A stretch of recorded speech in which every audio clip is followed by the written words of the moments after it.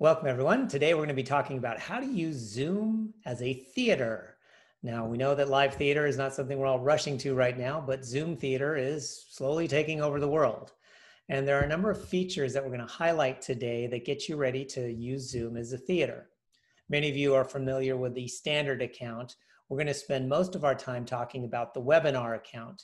However, there are a couple of universal factors and features that we should take a look at, whether you are on a regular Zoom meeting or you are on a webinar.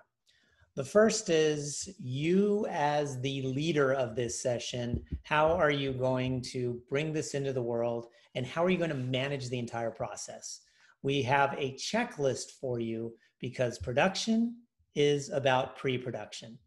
Therefore, the first thing I recommend is that you thoroughly pre-produce and create a run of show document that details the timing as well as the assets and the people in your production. The ones that we have, the big events that we have done where we use this, it makes all the difference in the world because you can assign tasks. And for this to feel theatrical, you want it to feel smooth. And the best way on Zoom to make it feel smooth is to rehearse. And that document in the rehearsal process will uncover any hidden problems that you might have when you are about to run your live theatrical event. Once you have this document, you now want to take your assets and you want to break them down.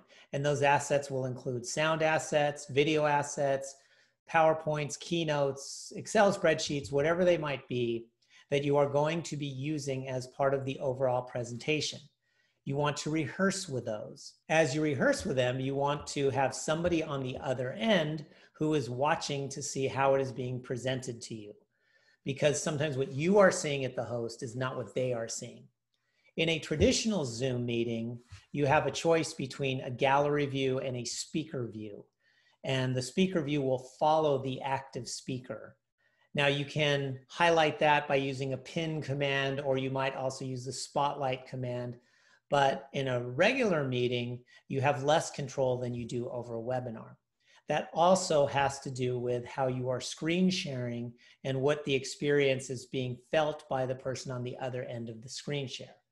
Therefore, mitigating as many problems ahead of time will make that process as smooth as possible. So the first thing that I do is have a very simple background.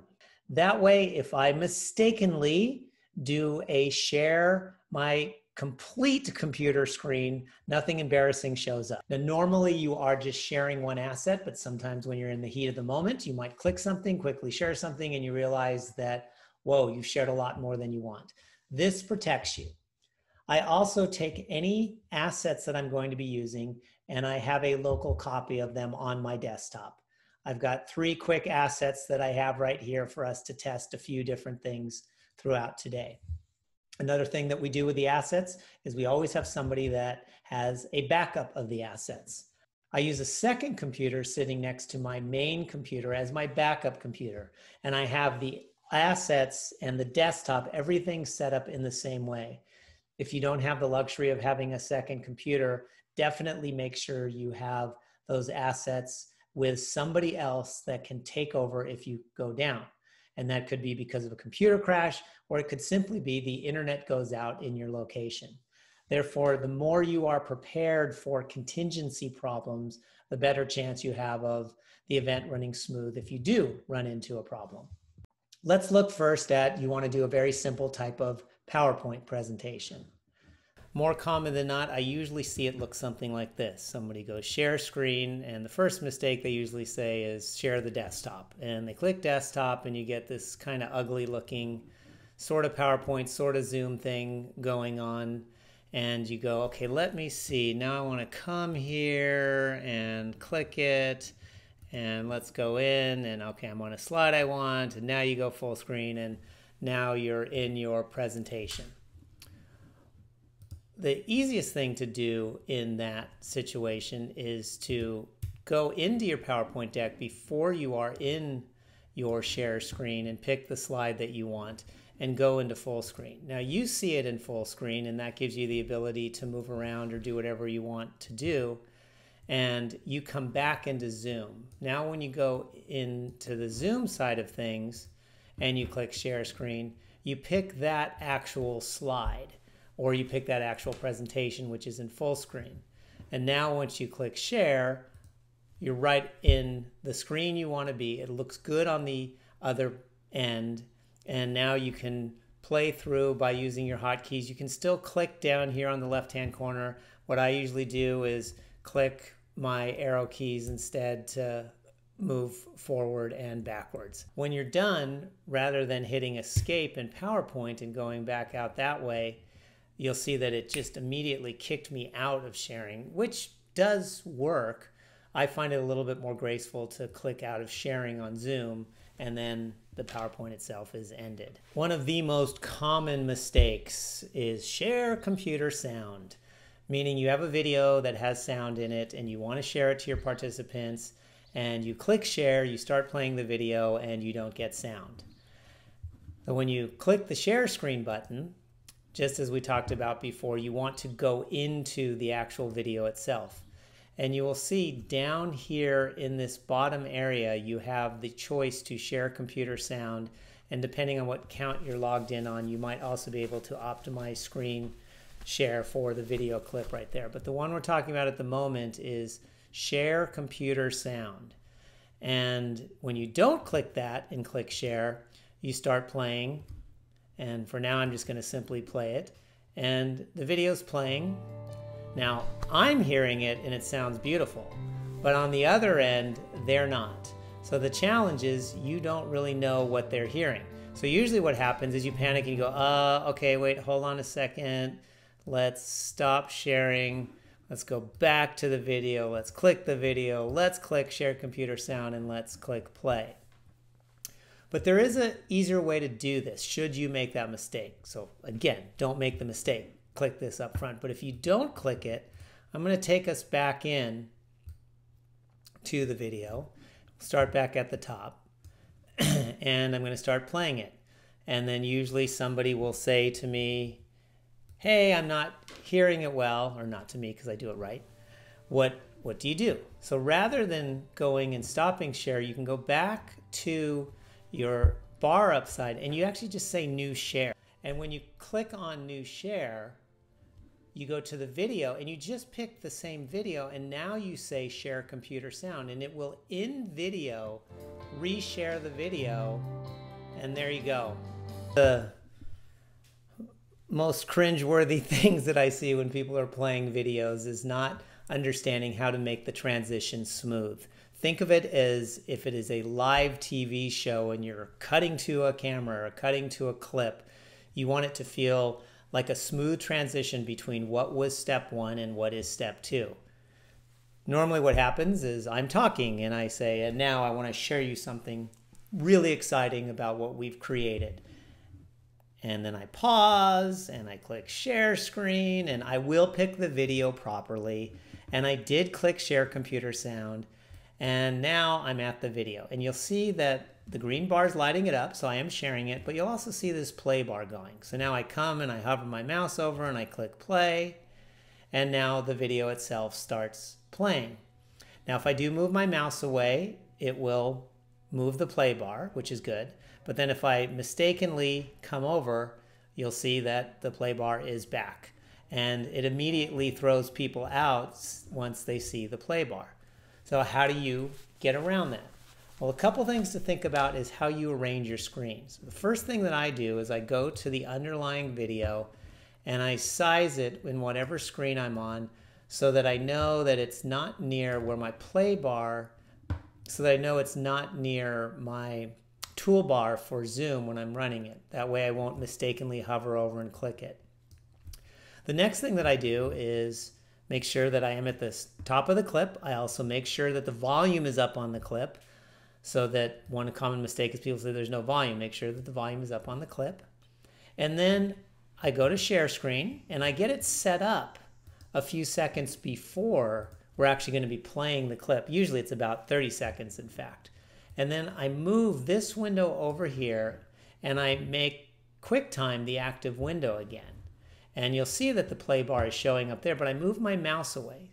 And now that Quick Bar is the active window, I can hit my space bar to play it. and I put about 2 seconds on the front end of a fade up so that I actually start playing the video, and then as the video is playing, then I click over here on the share screen button, like following. Hit spacebar, hit share. And now what the end user is seeing is a very smooth transition into a video. And then if I need to stop it, I move my mouse around and click stop share without ever hovering over the window itself. That way they don't see all of the other things that are playing on the window. Now I can stop with a space bar on my QuickTime too. So I get very used to my hotkeys. Another thing you can do on Zoom is, rather than clicking share, is Command Shift S pulls up the share screen for you too. And I'm always on Command Shift A for muting and unmuting.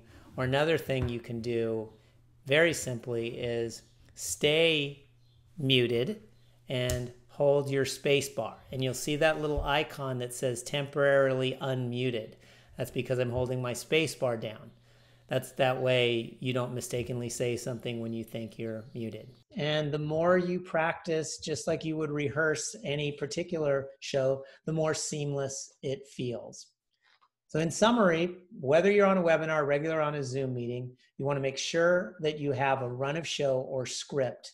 You want to have detailed timings in there, and you want to break out the individual assets by the type of asset that they are, and you want to assign who is doing what for each asset. When we're doing an event, we have a very detailed checklist so that we don't walk in and make a mistake. Think of it as your pre-flight checklist. And one of the first things we do is look at each station to make sure that we have our configuration matching the event that we want to use on that event. So number one I do is I go to my computer up here under my notifications tab, scroll down, and I choose do not disturb. That way I don't get any notifications about something taking place that I do not want to have. I also make sure that I take my handy dandy phone right here and silence it. Or in some cases, if you want to set up a separate channel, we will use a FaceTime, WhatsApp on our phones, and then we'll have earbuds in so that we can be communicating if we are doing backstage pieces. Now, let's talk specifically about you want to do a webinar. First of all, you have to have a webinar account. It is something through Zoom that you will pay an additional fee to be able to do a webinar. And then you will also pay by the number of participants on the webinar. And you can look that up on the website to find out how much that aspect will cost you. Once you have created your webinar account, when you go in to look at the webinar settings that you're doing, you create your webinar based on what you need. Right now, you will see I do not have any upcoming webinars, so I will go ahead and create a brand new one. Looks very similar to a traditional meeting up top. My topic is my webinar training video from Apples and Oranges. And you can go ahead and put in whatever description you want right here. When is this going to play? That's up to you. And that does not force it to actually happen at that certain amount of time. So I'm going to go ahead and just leave this as the default. And the same with the duration. You can go longer, you can go shorter. Whether you want to make this recurring or not is something that you can set up. Let's say you're going to do a weekly webinar and you want to have these settings follow along. Great, go for that. Registration. This is if you want people to sign up ahead of time to register so that you are capturing their information. And that, again, is totally up to you. I always require a webinar password for security. And I go in on my video settings. I always turn off.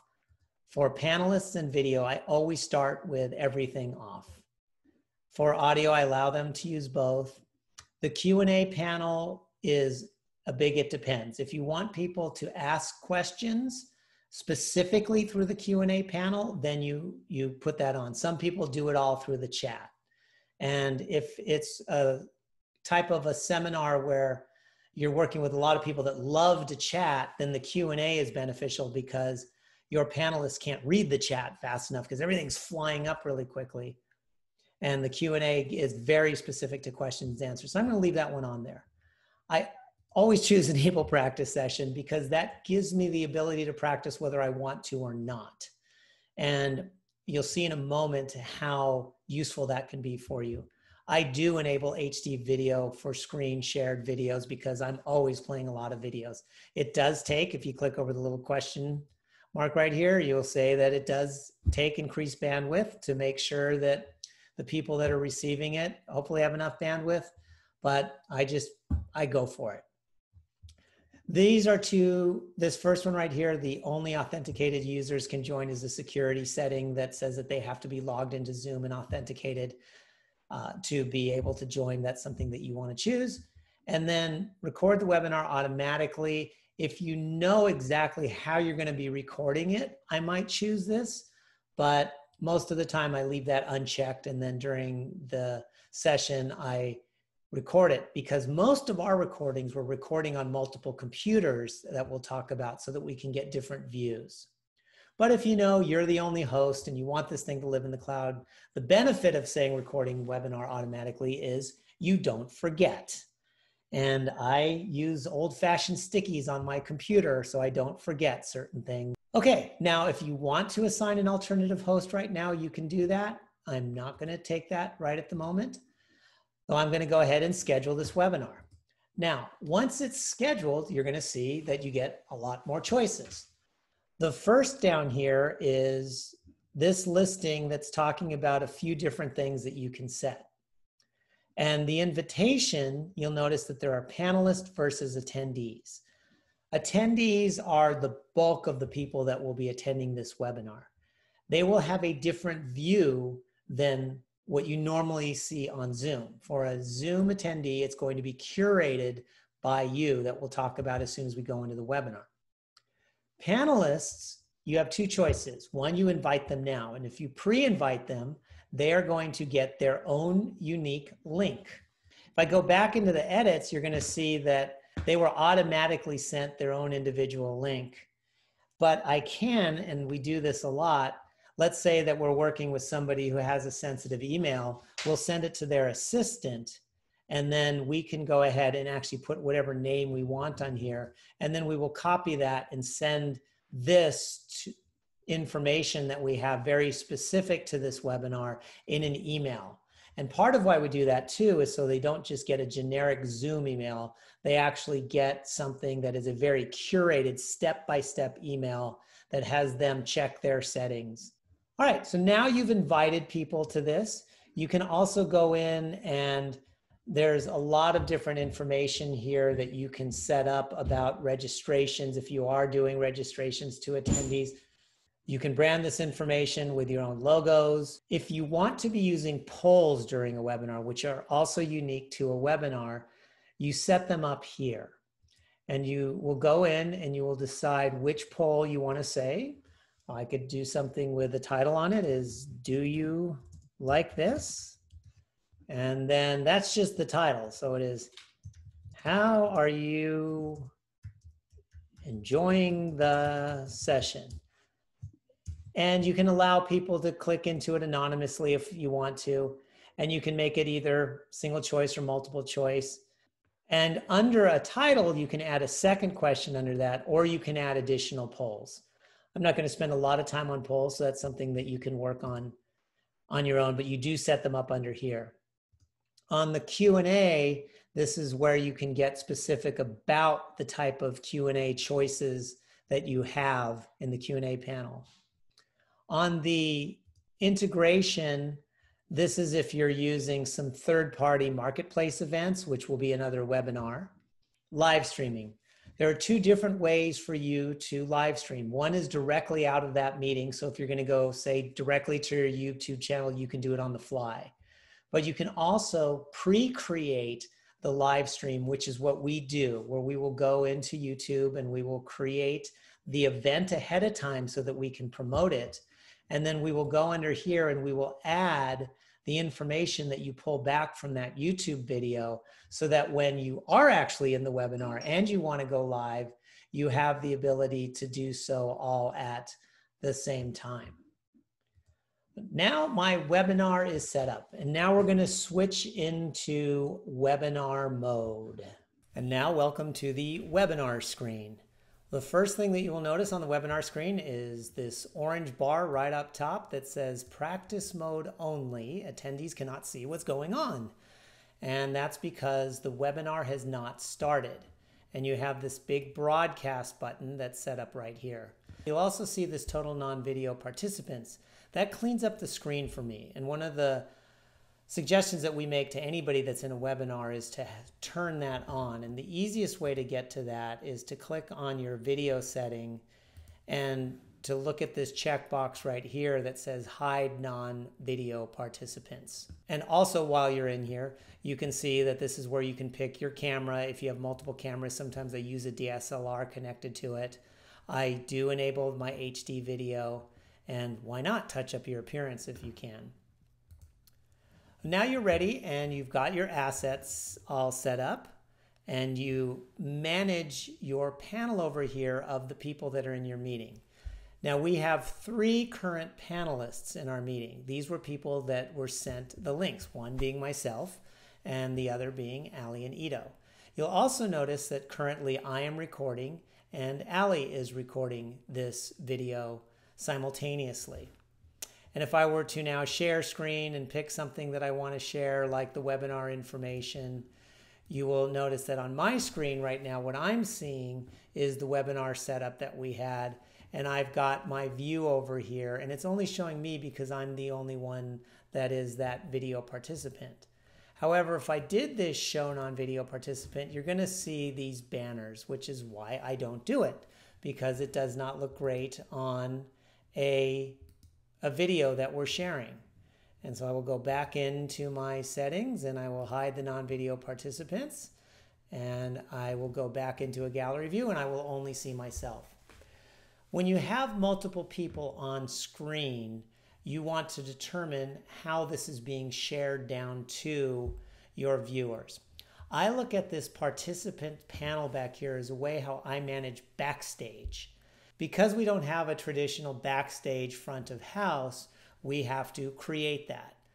One thing that you can do is you can take somebody and you can put them on hold. Putting them on hold is like putting them in their own little tank. The downside to this is, unlike some other streaming platforms, they can't see what's going on unless they have a second computer that's logged in as an attendee. But there's also no chance of them quickly turning on their video or doing something. This is also nice if you want to have somebody queued up and they can be doing something and not worry about mistakenly coming on. They are put in that holding pattern. Once they're back here, you can decide what audio and video people have the right to do. The first thing you want to get used to is me as the host. I've got these choices right here as to who can do what. I always mute the participants upon entry. It's just a safety feature for me. And depending on how many people I'm doing, I may not allow the panelists to start their own video when they first come in. And that's because I might want to control when they start their video, which might be halfway through, and then I will allow it. And then I will go in and ask them to start their video. And now once I've asked Ali to start her video, she will go ahead and turn on her video. And then once I see Ali, then I will ask her to unmute. So my choice is to always do video first, then audio. And the reason for that is because sometimes when you do audio and the video is not working, they might say something like this bleep and video is not working. And now that's being broadcast to everybody. And now you can change the views if you want to. So if I go back to speaker view, you see I'm on Ali. And if I go back to gallery view, you have both of us that are being shown now on my computer. But let's say I want to highlight Ali, even though I'm setting in a gallery view right now, I can quickly toggle back and forth by clicking on the ellipses right here, and I can say Spotlight Video. Now the reason I pick Spotlight over Pin is because Spotlight works across the entire platform where Pin is individual. Pin will be if I want to just pin myself. Let's make this a little bit more interesting and bring Ito up as well so that we can get 3 videos on here. And now we have on stage Ali, and we have Ito and myself. The panelists are us. Always think about us as panelists. So the thing you want to get used to is the terminology. The attendees are the ones that we'll be seeing when I hit broadcast. I have the ability to curate what the attendees will be seeing by clicking my More tab, and you will see attendee video layout down at the bottom. I personally always use follow host's view. That's because I think of myself as a live switcher at a TV or sporting event where I am curating the view that I want people to see. You can choose active speaker view. Now, if you do that, you'll notice that I'm still seeing gallery, but the attendee would be seeing speakers switching back and forth.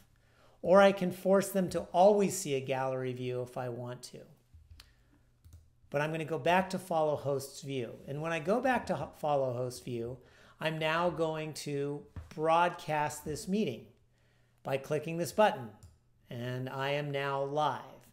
Allie has a second computer set up that's got an attendee that is waiting to come in on that one. So in any moment, we're going to see the attendees show up here on that second computer. And there is Allie Rice too. Now, first thing I can do right here is, for sake, if I'm running this, I'll say AR2. And I can rename the attendees. Now, another thing that I can do with an attendee is I can allow them to talk. This will give me the ability to have somebody speak if they want to without bringing them up into the Zoom meeting. So we use that, think of a theatrical talkback where you want to get questions from the group. You can use the Q&A if you want to and have them post it, but if you actually want to hear their voice, you can click Allow to Talk. Now, another thing you can do is bring them up on stage. So let's say, for example, you're a magician or you're Penn and Teller and you want to bring somebody up on stage. You have the ability to promote them to a panelist, and that is going to bring them into your backstage room. I'm going to bring that AR2 account, and you now see what AR2 is seeing, and now it's listed as a panelist. And you'll notice it came in without the video and without the audio. And I can go ahead and never allow them to remind you to turn on their video if I don't want to. But I do want them to do that. And so we're going to get now into a weird time zone warp where I'm going to ask her to start the video, not the audio, because then we'll get into feedback galore. And now we get to see the other side of Allie. And when you're managing, we do events with thousands of people. So be careful about how you do this. Once they are done being up on stage, you can go ahead and change their role back to an attendee. Thinking about this again theatrically, I am the host, I have control, but I might want to have second people. So let's say I'm the PSM, the main stage manager, and I want a second stage manager. I'm going to take Ito and I'm going to promote him to being a co-host. Now that Ito's a co-host, he can go ahead and do he has more capabilities now than he did before. Now we have Allie as a co-host, and you'll see she's got different choices than she did before, and I can withdraw that co-host. This all goes back to that document we created in the beginning about assigning who is doing what. And what we break down in a large event is who is responsible for managing the view, which I talked to you about, where I can come in and I can curate, and let's say that we want to highlight to the audience what Allie is doing. I will spotlight her video. Now, again, the difference between spotlight and speaker view is, go ahead and say something to us, Ito. Hey, how's it going? It did not switch his view on here. Whereas if I would have simply just gone into a speaker view, in fact, I'll take Allie's cancel our spotlight view, and Ito, go ahead and say something. And now you'll see Zoom is now grabbing what Ito is doing.